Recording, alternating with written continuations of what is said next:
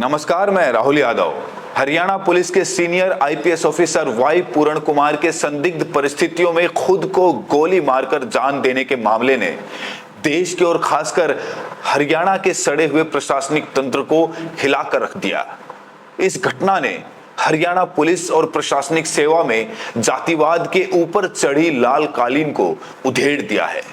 सोचिए कि इस देश में जातीय वर्चस्व की जड़ें कितनी गहरी हैं। देश की सबसे ताकतवर सर्विस माने जाने वाली इंडियन पुलिस सर्विस का एक सीनियर आईपीएस अपनी जान दे देता है। क्यों? क्योंकि वो दलित समुदाय से आता है। उस अफसर की पत्नी जो खुद एक सीनियर आईएएस हैं, उन्होंने बाकायदा लिखित में कहा है कि मानसिक उत्पीड़न, अपमान और अत्याचार मेरे आईपीएस पति वाई पूरण कुमार के लिए असहनीय हो गया था।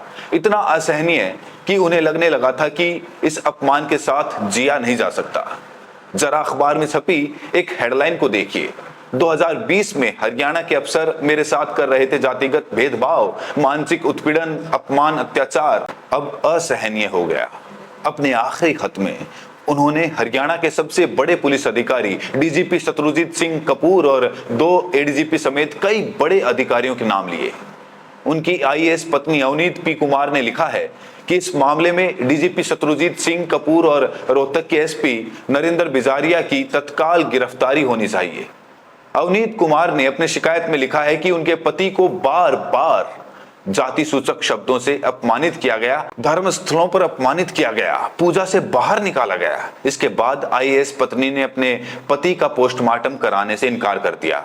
जब पूर्ण कुमार ने खुद को गोली मारी तो उनकी आईएएस पत्नी अवनीत पी कुमार हरियाणा सरकार के एक आधिकारिक प्रतिनिधिमंडल के साथ जापान के दौरे पर थी। वो इस कदर दुख, क्रोध और अपमान में डूबी हुई थी कि मिलने पहुंची हरियाणा के चीफ सेक्रेटरी अनुराग रस्तोगी समेत तमाम आला अफसरों को फटकार लगाते हुए कहा कि सबसे पहले मैं उन अफसरों को सजा दिलाऊंगी जिन्होंने मेरे पति को जान देने पर मजबूर किया। आपको बता दें कि लगभग 8 पेज की चिट्ठी में, बल्कि कहिए कि आखिरी चिट्ठी में 30 से 35 आईपीएस और आईएएस अधिकारियों के नाम हैं, जिसने पूरे सिस्टम को हिला दिया है।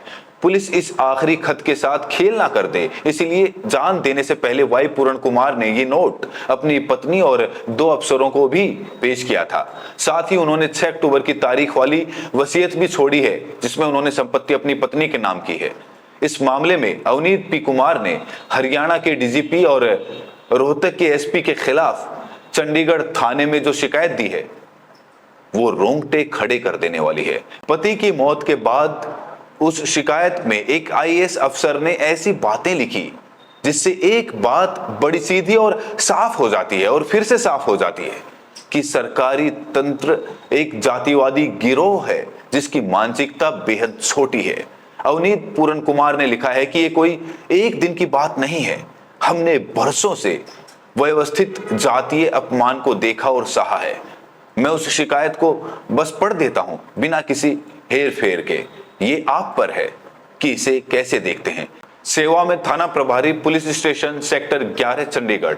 विषय श्री शत्रुजीत सिंह कपूर डीजीपी हरियाणा और नरेंद्र बिजारनिया आईपीएस एसपी रोहतक के खिलाफ धारा 108 बीएनएस 2023 SC/ST एक्ट एवं अन्य प्रासंगिक प्रावधानों के तहत श्री वाई पूरण की दुखद मौत के संबंध में FIR दर्ज करने का अनुरोध। सर, मैडम, अकथनीय दुख से दबे हुए हृदय और न्याय में हिलते विश्वास के साथ मैं Shrimati Avneet P Kumar IAS 2001 batch Haryana, स्वर्गीय वाई पूरण कुमार आईपीएस की पत्नी, आपको न केवल एक लोक सेवा के रूप में बल्कि सबसे बढ़कर एक शोक संतप्त पत्नी और एक मां के रूप में लिखती हूं, जो एक परिवार पर पड़ने वाली सबसे गंभीर त्रासदी का अनुभव कर रही है। FIR दर्ज करने और उक्त की तत्कालीन गिरफ्तारी के लिए यह शिकायत प्रस्तुत कर रही हूं।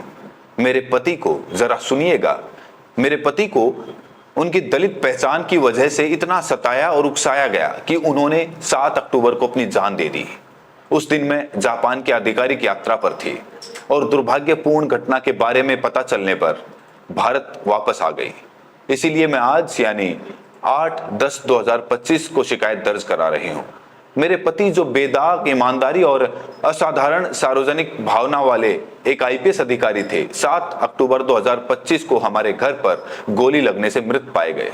हालांकि आधिकारिक कहानियां खुद जान देने का संकेत देती हैं। मेरी आत्मा एक पत्नी के रूप में न्याय के लिए रोती है, जिसने वर्षों तक व्यवस्थित अपमान देखा और सहा है। हरियाणा के डीजीपी श्री शत्रुजीत सिंह कपूर सहित वरिष्ठ अधिकारियों द्वारा मेरे पति पर किए गए उत्पीड़न की कई शिकायतें दर्ज हैं।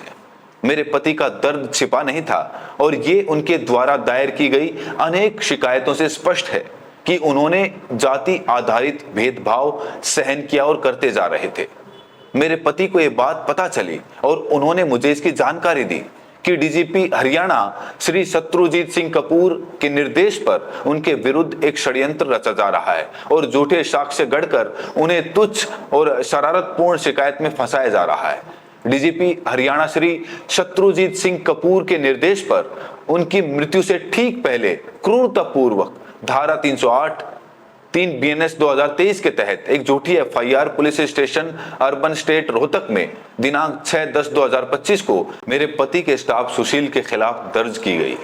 सुनियोजित साजिश के तहत उनके खिलाफ सबूत गढ़ के उक्त मामले में मेरे पति को फंसाया जा रहा था, जिससे उन्हें अपनी जान देने के लिए मजबूर होना पड़ा। इस संबंध में उन्होंने डीजीपी श्री शत्रुजीत सिंह कपूर से संपर्क किया था, उनके साथ बातचीत की थी, लेकिन डीजीपी ने इसे दबा दिया।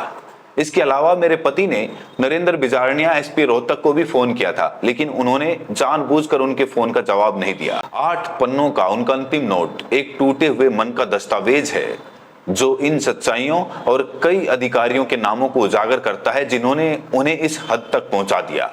मेरे पति को जो उत्पीड़न सहना पड़ा, उसके बारे में वो मुझे बताया करते थे। मेरे बच्चों और मैंने जो खोया है, उसके लिए शब्द ढूंढना असंभव है। एक पति, एक पिता, एक ऐसा व्यक्ति जिसका एकमात्र अपराध सेवा में ईमानदारी था, लेकिन क्या एक अधिकारी के रूप में जिसने अपना करियर कानून की रक्षा के लिए समर्पित कर दिया है।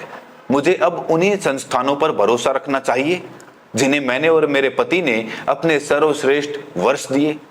उपरोक्त के अतिरिक्त मेरे पति ने बार बार जाति आधारित गालियां सुनी। जरा सुनिएगा। पुलिस परिसर में पूजा स्थलों से बहिष्कार, जाति आधारित भेदभाव, लक्षित मानसिक उत्पीड़न और सार्वजनिक अपमान तथा वरिष्ठ अधिकारियों द्वारा अत्याचार को बर्दाश्त किया। मैं आपके ध्यान में ये भी लाना चाहती हूँ कि ये स्थापित कानून है कि उत्पीड़न, अपमान और मान हानि के निरंतर कृत्य भी उकसाने के दायरे में आ सकते हैं। केवल तात्कालिक घटनाओं की ही नहीं, बल्कि समग्र परिस्थितियों की भी जांच की जानी चाहिए कि प्रशासनिक उत्पीड़न किस व्यक्ति को किस हद तक जान देने पर मजबूर कर सकता है। आईएएस अवनीत पूरन कुमार ने लिखा है कि दलित पहचान के आधार पर मेरे पति को परेशान करना अनुसूचित जाति और जनजाति अत्याचार निवारण अधिनियम 1989 के तहत एक गंभीर अपराध है।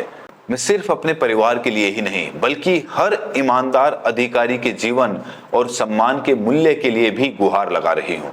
ये कोई साधारण मामला नहीं है, बल्कि मेरे पति जो अनुसूचित जाति से आते थे, ताकतवर और उच्च पदस्थ अधिकारियों द्वारा उनके व्यवस्थित उत्पीड़न का सीधा नतीजा है, जिन्होंने अपने पद का इस्तेमाल करके उन्हें मानसिक रूप से प्रताड़ित किया और अंततः उन्हें इस हद तक धकेल दिया कि उनके पास जान देने के अलावा कोई विकल्प नहीं बचा। इसीलिए मैं आपसे अनुरोध करती हूँ कि कृपया हरियाणा के डीजीपी श्री शत्रुजीत सिंह कपूर और रोहतक के एसपी नरेंद्र बिजारनिया आईपीएस के खिलाफ धारा 108 BNS 2023 और अनुसूचित जाति जनजाति अत्याचार निवारण अधिनियम और अन्य प्रासंगिक प्रावधानों के तहत एफआईआर दर्ज करके और बिना किसी देरी के उन्हें तुरंत गिरफ्तार करें, क्योंकि दोनों आरोपी शक्तिशाली व्यक्ति हैं और प्रभावशाली पदों पर बैठे हुए हैं।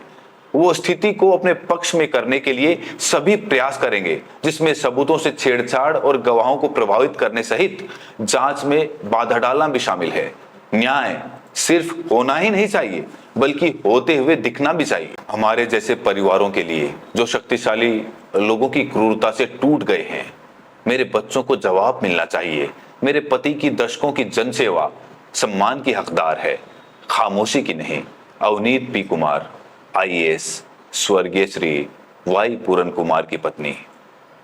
क्या इसके बाद भी कुछ कहने को बचता है? इसे कहते हैं जातिवाद। इसके घिनौने खेल में ना आईपीएस का कोई मतलब होता है, ना आईएएस का, और ना देश के चीफ जस्टिस का। ऊंची कुर्सी पर बैठा एक भी दलित, पिछड़ा या आदिवासी इस जातिवादी गिरोह को बर्दाश्त नहीं है। ये हाल संविधान लागू होने के 75 साल बाद का है। जरा सोचिए कि जब बाबा साहब ने संविधान बनाया होगा तो उनके आसपास के लोगों ने कितने गंदे प्रहार किए होंगे, जो आज भी जारी हैं। इस वीडियो में इतना ही, लेकिन अगर आपने चैनल को सब्सक्राइब नहीं किया, सब्सक्राइब जरूर करें और इस वीडियो को ज्यादा से ज्यादा शेयर करें और साथ में ये भी बताएं कि ये वीडियो आप देश के किस कोने से देख रहे हैं। बहुत बहुत शुक्रिया।